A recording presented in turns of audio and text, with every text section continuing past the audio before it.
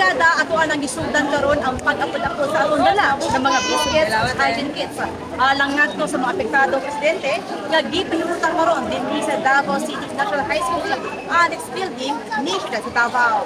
Gipang apod-apod sa brigadahan team ang mga hinabang nga gipalit gikan sa nalikom nga donasyon nga nagkantidad og 7,350 pesos. Diin kini gipaabot gikan sa mga buutan og matinabangon nga mga suking tigpaminaw sa Brigada ng FM Davao. Ang maong kantidad mao'y gipalit og mga biscuits, hygiene kits nga adunay sabong panligo, shampoo, toothbrush, toothpaste ug uban pang gamit sa pang-adlaw-adlaw. Dili matungkad ang kalipay sa mga kabataan atol sa nadawat nga mga pagkaon, ingon man sa mga ginikanan nga nakabaton og hygiene kits og undergarments sa mga kababayan-an o sa lalakin-an nga usa sa makatabang sa ilang adlaw-adlaw nga pag-atiman sa kaugalingon bisan pa sa kalisod ug kawadon.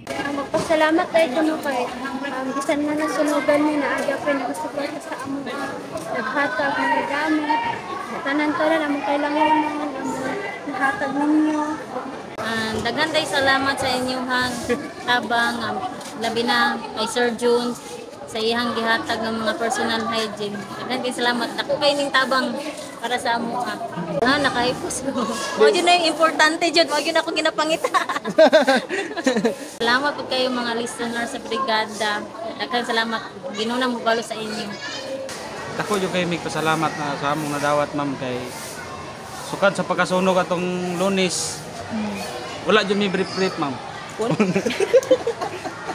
So na, ako kay salamat sa nadawat na mo gikan sa brigada News 8. Ako kay gamit sa mga mamay kay itong pagkalunas sa pagsunog kay isa rin ka brief ang mga gamit. Maligo may balik-balik lang ang isa ka brief. Mana karon ako jud gamit jud sa tanan ma'am. Dagan kay salamat sa tanan nag-donate. Ako jud kay salamat pati sa brigada. Dagan kay salamat.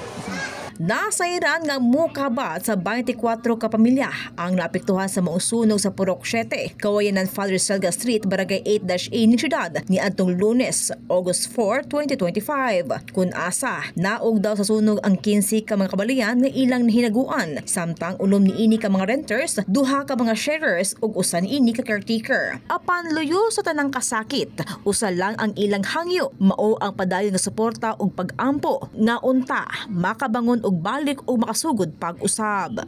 In the heart of changing lives, ako si Brigada Justin Rose Pabi, kauban ang One Tahanan Party List. Alang sa 93.1 Brigada News FM Davao, the Music and News Authority.